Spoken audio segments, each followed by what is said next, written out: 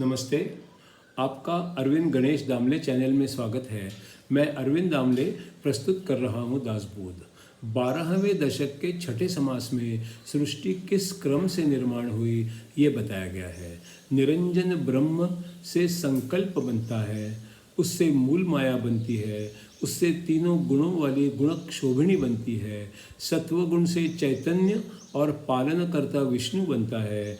रजोगुण से ज्ञान और अज्ञान दोनों के मिश्रण से ब्रह्मा और संहार करने वाला रुद्र तमोगुण से बनता है।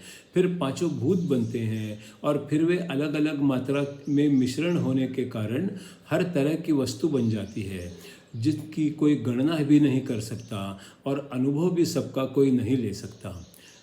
जिससे जो बनता है वो आखिर उसमें ही मिल जाता है। आपको ये चैनल पसंद आए तो सब्सक्राइब करें, लाइक करें, शेयर करें और बेल आइकॉन को दबाएं। दशक 12 समास 6 सृष्टि क्रम निरूपण। पर ब्रह्म निर्मल निश्चल शाश्वत है, सबका सार भी है। अवकाश में गगन सा विस्तीर्ण, ठोस है वायु सम भी है। ना करना है ना धरना है, ना जन्म है ना ही मृत्यु है। ज्ञान न है अज्ञान न है, शून्य से भी वो कहीं परे है। ना बनता है ना ठहता है, ना होता है ना जाता है। उस मायातीत निरंजन पर ब्रह्म को अंत न है। जो संकल्प होता है उसे अर्धनारी नटेश्वर कहते हैं। ऐसे पर ब्रह्म को फिर षटगुणेश्वर कहते हैं। सर्वेश्वर सर्वज्ञ साक्षी दृष्टा, परेश ज्ञान धन जग जीवन। मूल पुरुष इस नाम से भी वो पहचाना जाता है। बहुगुणी मूल माया अधोमुख हो, गुणक्षोभिणी बनती है। सत्व रजतम तीनों गुण उसमें ही बन जाते हैं। सत्व गुण से विष्णु आता, वही शुद्ध चैतन्य होता है। तीनों लोकों का पालन भी विष्णु ही करता रहता है। ज्ञान और अज्ञान दोनों मिल रजोगुणी ब्रह्मा बनता है। उसके कर्तृत्व से तीनों लोकों का निर्माण हो जाता है। रुद्र तमो गुणों से बनता, संहार सभी का करता है। विश्व में नष्ट करने का श्रेय निस्संशय रुद्र को जाता है। अष्टधा प्रकृति में पांचों भूत अव्यक्त रूप में होते हैं। उसके बाद पांचों भूत व्यक्त रूप ले लेते हैं। निश्चल ब्रह्म में जो हलचल वह ही वायु होता है। पांच भूत तीन गुण मिल सूक्ष्म रूप में होते हैं।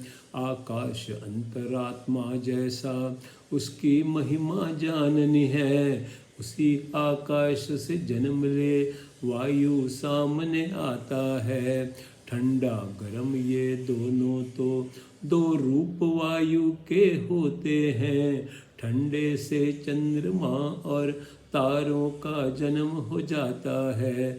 गर्म से सूरज और बिजली इन दो का जन्म हो जाता है।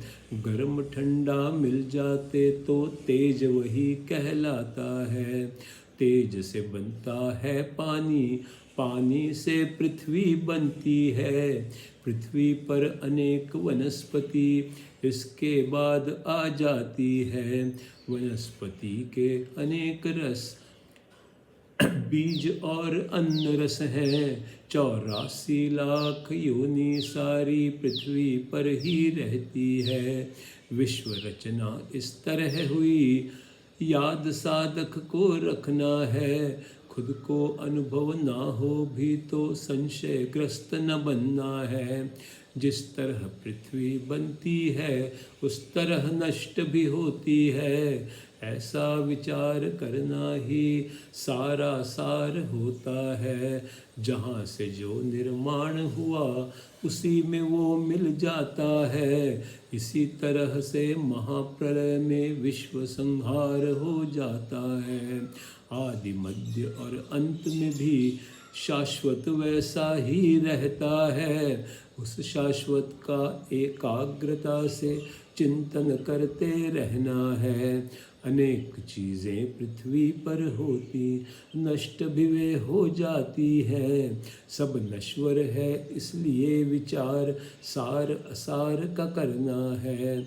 शुरू से आखिर तक माया अपना विस्तार दिखाती है, हर एक कला और विद्या भी माया से ही बन जाती है। ये सब विशेषण रूप है, इससे ब्रह्म ढक जाता है, और ब्रह्म में जो फंस जाता है उसे कोई छुड़ा न पाता है। उपाधि में जो फंस जाए उसे जग सच्चा लगता है, ऐसे विश्वास से लोगों को कौन बाहर ला सकता है। ब्रह्मांड का महाकारण देह मूल माया कहलाता है, वो देह अपूर्ण होता पर सब पूर्ण उसे समझता है। दुनिया में है बहुत लोग, कोई कुछ और कोई कुछ करता है, कोई सिंहासन बैठे कोई विष्ठा ढोता रहता है। खुद को बड़ा समझने वाले बहुत लोग हो सकते हैं, लेकिन सचमुच कौन बड़ा विवेकी ही पहचानते हैं। इतना सब कहने के बाद सार स्वरूप एक बताना है, बहुतों का बहुत सुनकर जीवन बर्बाद न करना है। ग्रंथों का ज्ञान ही काफ़ी हो तो गुरु की क्या ज़रूरत है। अपने अनुभव का सारा सार विचार करना आवश्यक है। जो बहुतों के पीछे जाता समझ लो कि वो डूबेगा। मालिक कोई एक न जिसका वेतन किससे वो मांगेगा।